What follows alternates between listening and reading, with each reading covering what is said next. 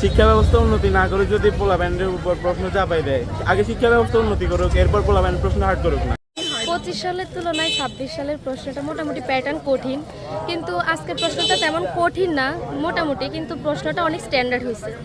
আমার প্রশ্নের প্যাটার্ন দেখে মনে হচ্ছে শিক্ষামন্ত্রীর মেইন উদ্দেশ্যটা হচ্ছে পাশের হারটা যাতে বেশি থাকে কিন্তু A+-এর হারটা যাতে একটু কম থাকে, যাতে যাই হোক যাতে উনি চাচ্ছে আর কি যে যাতে A+-এর সংখ্যাটা একটু কম থাকে, কিন্তু আমাদের অল বোর্ডে যাতে পাশের হারটা একটু বেশি থাকে। উনি চাচ্ছে যাতে আসল মেধাবীরাই বিভিন্ন পাবলিক ভার্সিটিতে চান্স পায়।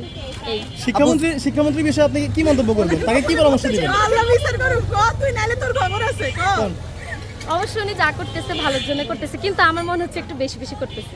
সিকিউ নাকি এমসিকিউ কোনটা ছিল কঠিন আপনার মতে?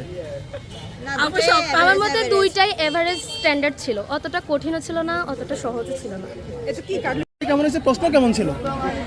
আসলে এমসিকিউ যে প্রশ্ন ছিল এটা মোটামুটি হয়েছে, পাশের মতো হয়েছে। যদি পাশ করি তাহলে তো আলহামদুলিল্লাহ।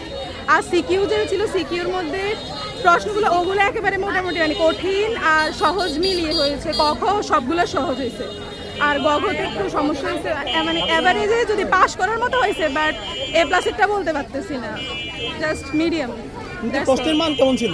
প্রশ্নের মান স্ট্যান্ডার্ড, মানে হার্ড হয়েছে তাদের জন্য যারা পড়ালেখা ভালোভাবে করতে পারে নাই, যেমন আমি, ঠিক আছে। আর হচ্ছে মিডিয়াম, এটা হচ্ছে যে একেবারে স্ট্যান্ডার্ড হয়েছে যারা মানে একেবারে ভালো ফিজিক্সের নলেজ আছে। আমার তেমন একটা ভালো নেই, আমার মোটামুটি, তো আমি পাশ করবো ওইটা জানি, আর কিছু জানি না। ধন্যবাদ। আর মানে শিক্ষামন্ত্রী আমাদের শিক্ষা ব্যবস্থা উন্নতি না করে যদি পোলাব্যান্ডের উপর প্রশ্ন চাপাই দেয়, আগে শিক্ষা ব্যবস্থা উন্নতি করুক, এরপর পোলাব্যান্ড প্রশ্ন হার্ড করুক না। শিক্ষা ব্যবস্থার উন্নতি নাই, পোলাব্যান্ডের উপর প্রশ্ন হার্ড করে দিবে, এটা তো কথা না। গাছ রোপণ করার আগে যদি ফল খাইতে চাই, ওটা কি হবে?